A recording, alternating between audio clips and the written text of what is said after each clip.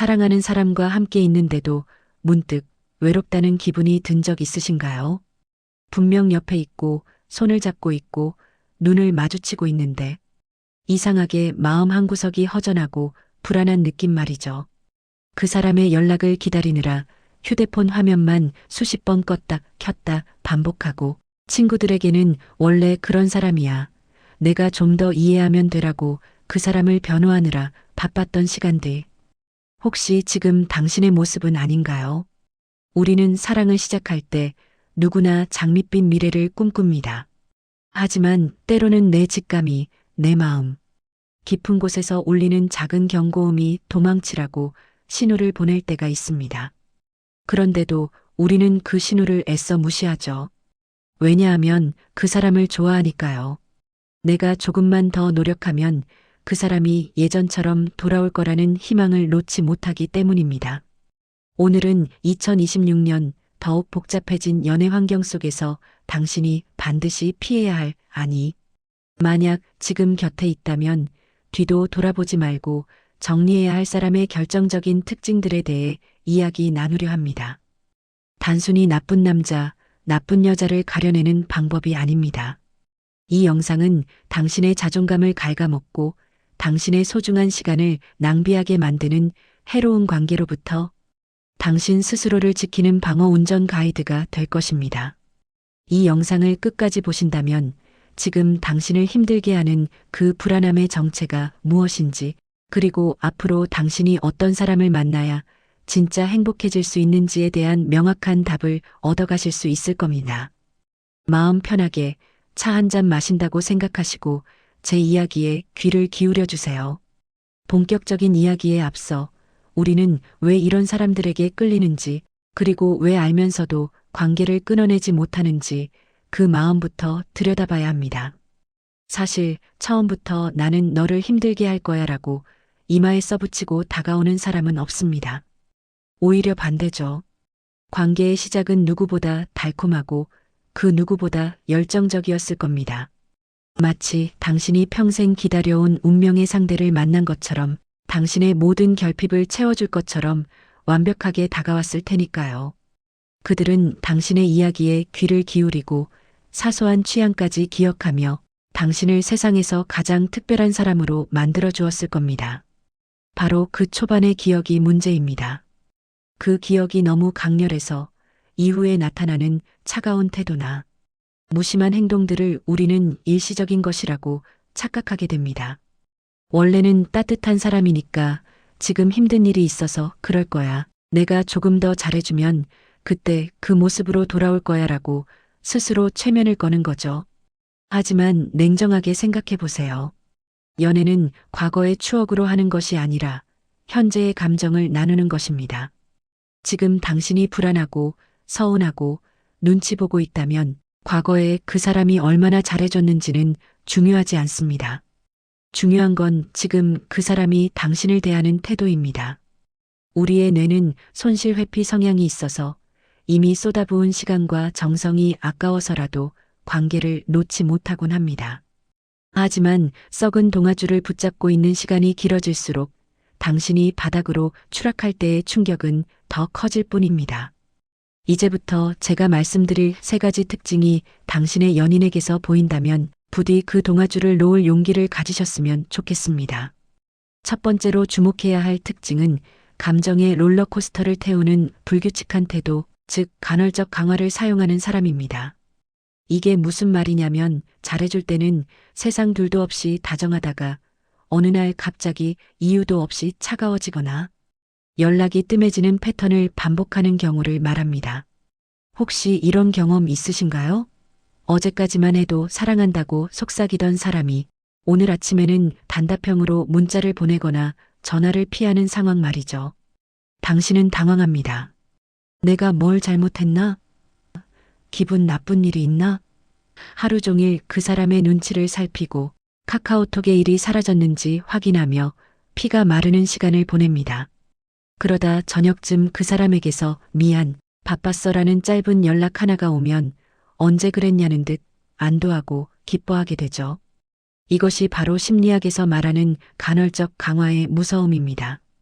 예측할 수 없는 보상이 주어질 때 인간은 더 큰 중독성을 느낍니다.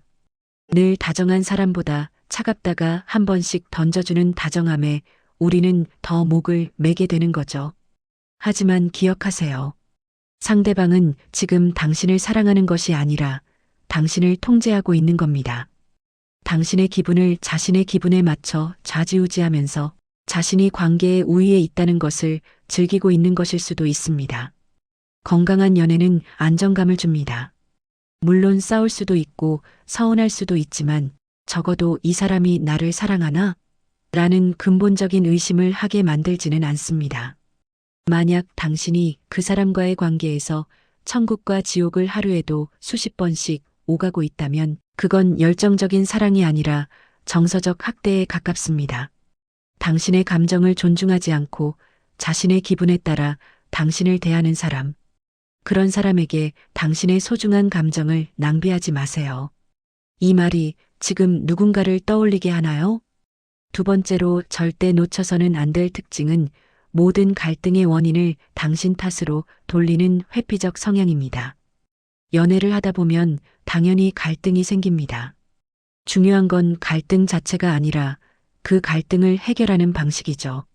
그런데 어떤 사람들은 문제가 생겼을 때 대화를 통해 해결하려 하기보다는 교묘하게 책임을 당신에게 떠넘깁니다. 예를 들어볼까요? 당신이 서운한 점을 이야기했을 때 너는 왜 그렇게 예민해? 너 때문에 내가 지치는 거야. 좋게 넘어가면 될 일을 왜 굳이 꺼내서 분위기를 망쳐? 라고 반응하는 식입니다. 분명 잘못은 상대방이 했는데 대화가 끝나고 나면 이상하게 당신이 미안하다고 사과하고 있는 상황. 아주 익숙하지 않으신가요? 이런 사람들은 자신의 잘못을 인정하는 것을 죽기보다 싫어합니다.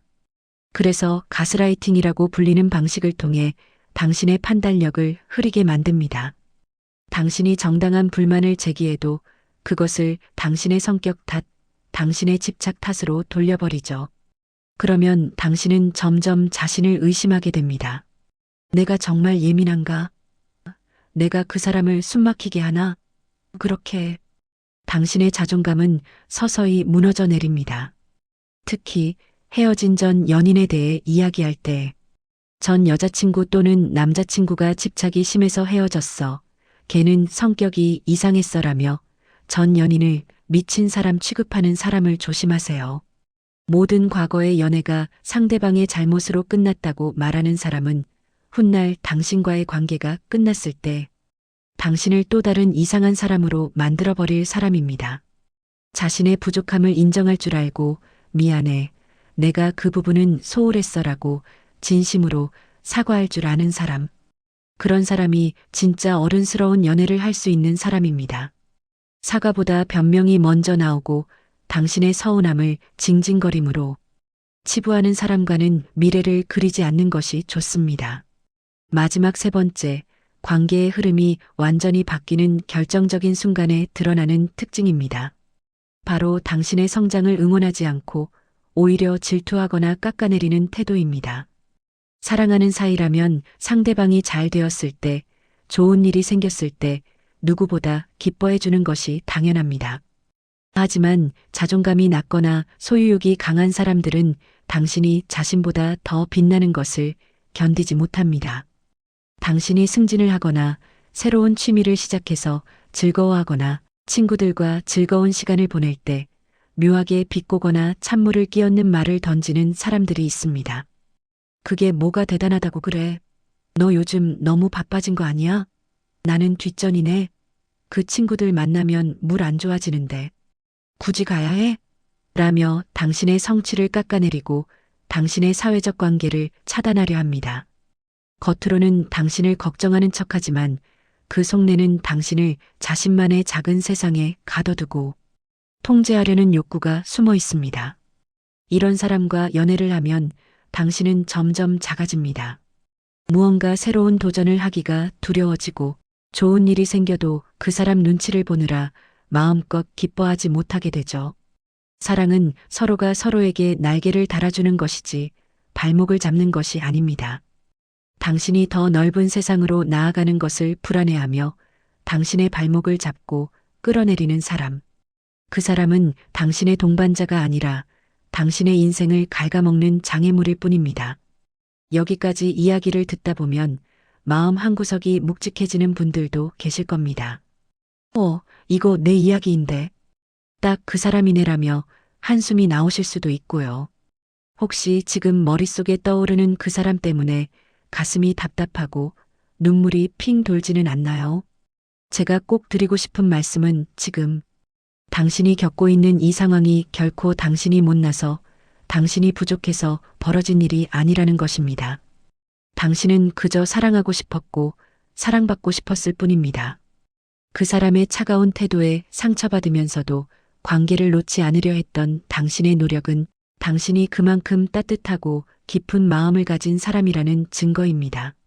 단지 당신의 그 귀하고 예쁜 마음을 받을 자격이 없는 사람에게 쏟아부었을 뿐입니다. 마치 밑 빠진 독에 물을 붓는 것처럼 말이죠.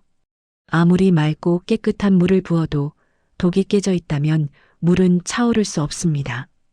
그건 물의 잘못이 아니라 독의 문제입니다. 이제 그 무거운 물병을 내려놓으셔도 됩니다. 사랑 때문에 아파하고 고민하느라 흘려보낸 당신의 시간들, 그 눈물 젖은 밤들이 너무 아깝잖아요. 당신은 누군가의 눈치를 보며 전전긍긍하기에는 너무나도 빛나는 사람입니다. 누군가의 옵션이 되기보다 누군가의 우선순위가 되어야 마땅한 사람입니다. 관계를 정리한다는 건 참 두려운 일입니다.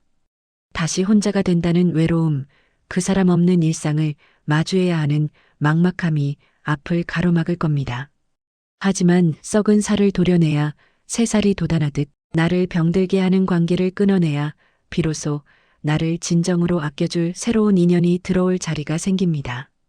지금 당장은 힘들겠지만 먼 훗날 오늘을 되돌아봤을 때 그때 헤어진 게 내 인생 최고의 선택이었어라고 웃으며 말할 수 있는 날이 반드시 올 겁니다. 아니, 그렇게 만들어야 합니다. 2026년에는 부디 헷갈리게 하는 사람 말고 확신을 주는 사람을 만나세요. 당신을 불안하게 만드는 사람 말고 당신을 편안하게 해주는 사람을 만나세요. 당신의 연애가 그리고 당신의 삶이 어제보다 오늘 더 행복해지기를 진심으로 응원합니다. 오늘 제 이야기가 당신의 지친 마음에 작은 위로가 되었거나 혹은 흐릿했던 관계를 정리할 수 있는 용기가 되었다면 좋겠습니다. 혹시 지금 비슷한 고민을 하고 계신다면 댓글로 당신의 이야기를 들려주세요. 혼자 끙끙 앓는 것보다 털어놓는 것만으로도 마음이 한결 가벼워질 수 있습니다. 그리고 당신과 비슷한 상황에 있는 다른 구독자분들의 이야기에 공감의 좋아요도 눌러주세요. 우리가 서로에게 건네는 따뜻한 위로가 다시 일어설 수 있는 가장 큰 힘이 되니까요. 구독과 알림 설정은 앞으로도 제가 여러분 곁에서 더 깊고 현실적인 연애 조언 그리고 당신의 마음을 지키는 단단한 이야기들을 계속 들려드릴 수 있는 약속이 됩니다. 다음 영상에서는 오늘 이야기한 내용의 연장선으로 헤어진 후폭풍을 현명하게 이겨내고 자존감을 회복하는 방법에 대해 준비해 오겠습니다. 그때까지 부디 자신을 가장 많이 사랑해 주세요. 지금까지 당신의 마음을 읽어주는 내레이터였습니다. 감사합니다.